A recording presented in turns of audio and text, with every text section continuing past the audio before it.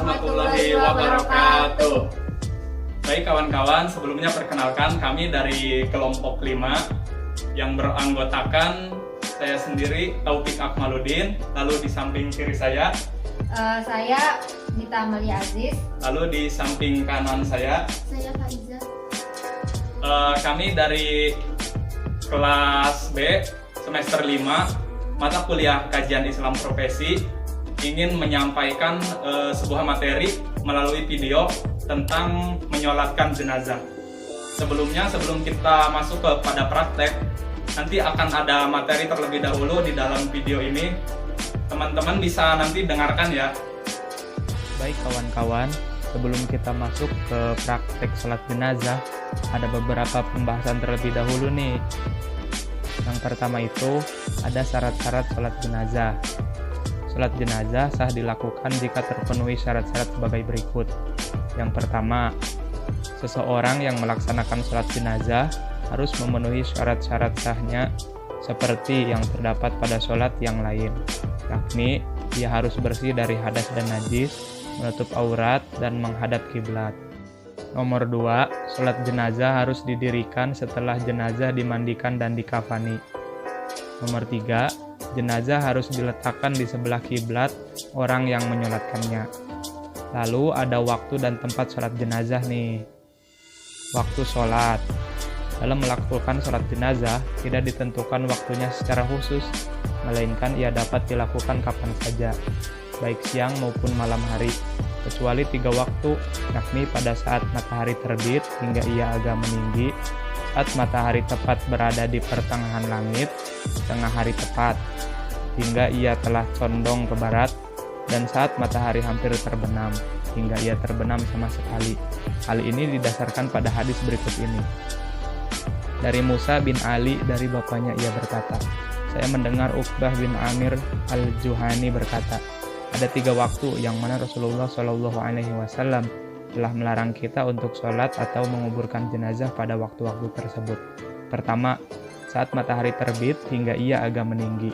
Kedua, saat matahari tepat berada di pertengahan langit, tengah hari tepat hingga ia telah condong ke barat. Ketiga, saat matahari hampir terbenam hingga ia terbenam sama sekali. Hadis riwayat Imam Muslim. Lalu selanjutnya adalah tempat sholat. Sholat jenazah dapat dilakukan di mana saja, di tempat-tempat yang layak untuk melaksanakan sholat, termasuk di dalam masjid, sebagaimana disebutkan dalam sebuah hadis yang diriwayatkan Imam Muslim. Bahwa ketika Sa'ad bin Abu Waqqas meninggal, Aisyah berkata, masukkanlah ia ke dalam masjid hingga aku bisa mensolatkannya.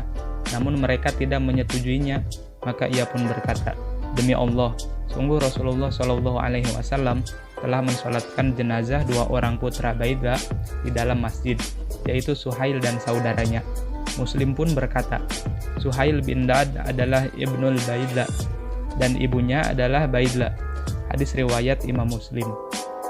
Di dalam kitab Al-Muwatta pun Imam Malik meriwayatkan yang berbunyi, An Abdillah bin Umar annahu qala sulliya ala Umar bin al-Khattab fil masjid, yang artinya dari Abdullah bin Umar bahwa dia berkata, Umar bin Khattab disalatkan di masjid. Baik, kita masuk ke tata cara sholat jenazah. Berdasarkan petunjuk-petunjuk Rasulullah SAW, Majelis Tarjih Pimpinan Pusat Muhammadiyah di dalam kitab Himpunan Putusan Tarjih menjelaskan tata cara sholat jenazah sebagai berikut.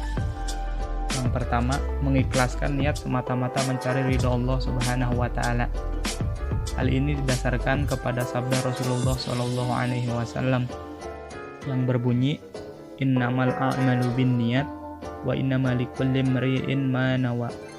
Semua perbuatan tergantung niatnya, dan balasan bagi tiap-tiap orang tergantung apa yang diniatkan. Hadis riwayat Bukhari. Nomor 2, lebih utama dilakukan dengan berjamaah dan makmum hendaknya dibagi menjadi 3 baris. Seperti dalam hadis yang artinya dari Malik bin Hubaruh berkata, Rasulullah SAW bersabda, tidaklah seorang mukmin yang meninggal lalu ada sekelompok orang yang mensolatinya sampai 3 shaf, kecuali pasti dia diampuni.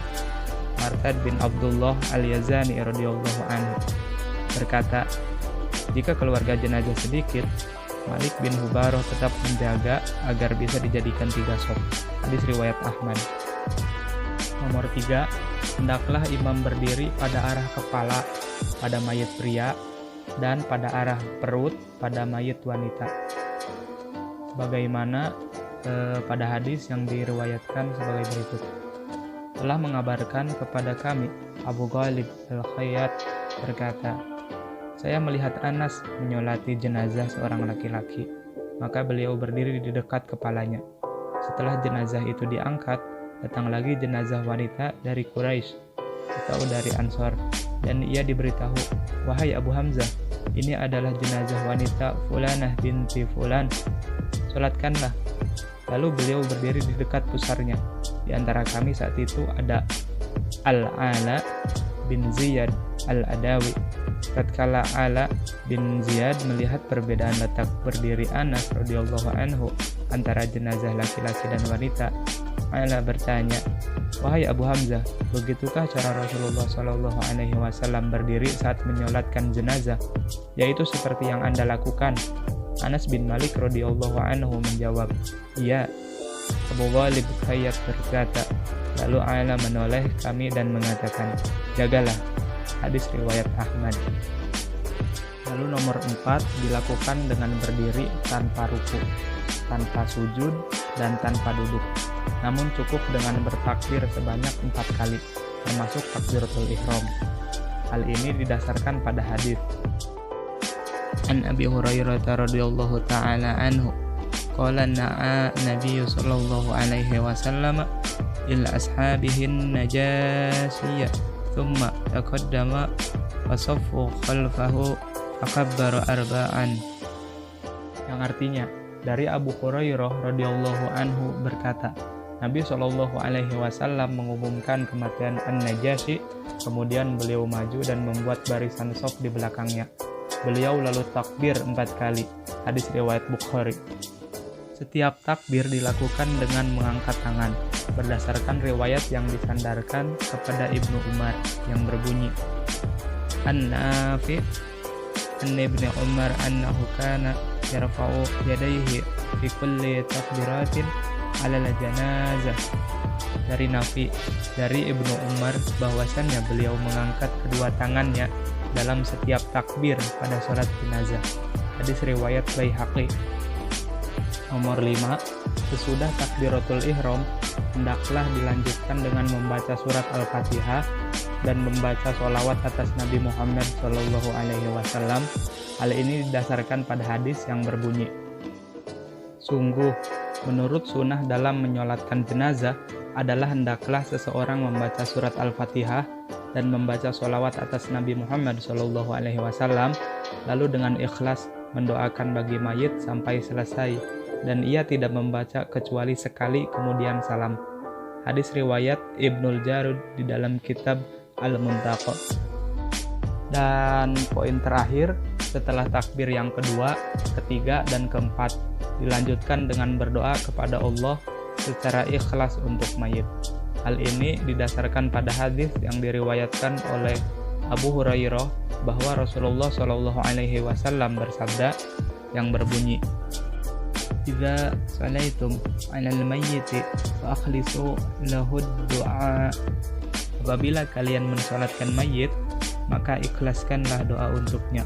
Hadis riwayat Abu Dawud. Oke, baik kawan-kawan. Tadi kan pemaparan materi sudah disampaikan melalui video tersebut.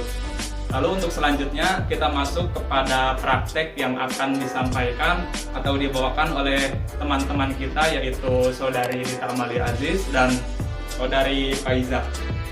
Saya sendiri nanti berperan sebagai moderator atau sebagai pengisi suara tentang bacaan-bacaan di dalam sholat jenazah yang akan kita praktekkan nanti. Baik, kita masuk ke dalam sesi praktek. Yang pertama adalah niat. Niat itu tempatnya di hati, maka ketika ada yang melafadzkan boleh, dan ketika tidak ada yang melafadzkan pun tidak apa-apa.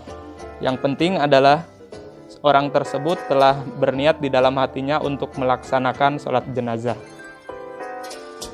Kita masuk kepada takbir yang pertama. Allahu Akbar.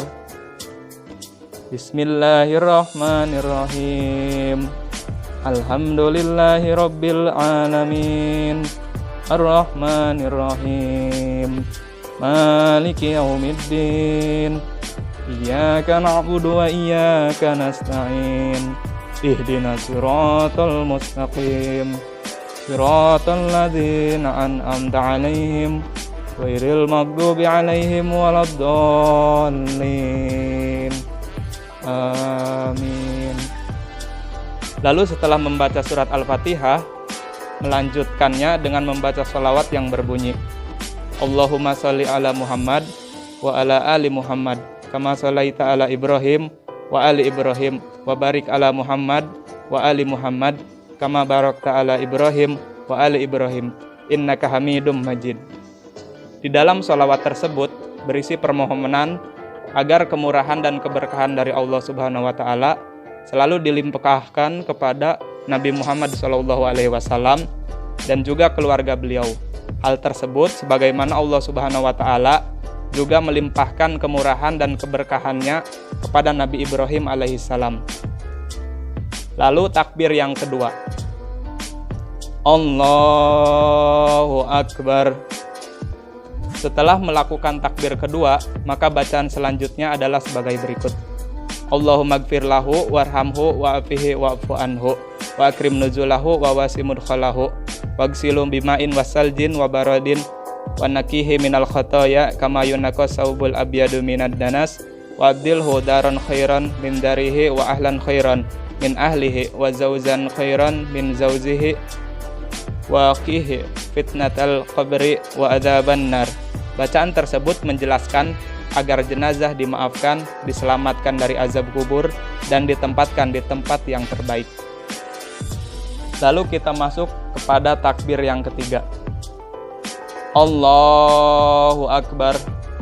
Doa setelah melakukan takbir ketiga adalah sebagai berikut. Allahumma gfir li hayyina wa mayyitina wa sagirina wa kabirina wa zakarina wa unsana wa syahidini wa ghaibina. Allahumma man ahyaitahu minna fa ahyihi alal islami wa man tawaffaitahu minna fa tawaffahu alal iman. Allahumma la tahrimna ajrahu wa la tudillana ba'dah. Doa ini adalah permohonan untuk yang masih hidup dan yang sudah meninggal agar selalu diampuni dosanya dan diwafatkan dalam imannya. Kita masuk kepada takbir yang keempat dan langsung disambung dengan salam. Allahu Akbar. Assalamualaikum warahmatullahi wabarakatuh. Assalamualaikum warahmatullahi wabarakatuh. Baik, untuk praktek sholat jenazah telah selesai sebagaimana telah dipaparkan dan dipraktekkan oleh saudara kita. Kurang lebihnya kami dari kelompok 5 memohon maaf apabila ada kesalahan dalam ucapan, dalam praktek ini atau dalam yang lainnya. Saya akhiri dengan ucapan wassalamualaikum warahmatullahi wabarakatuh.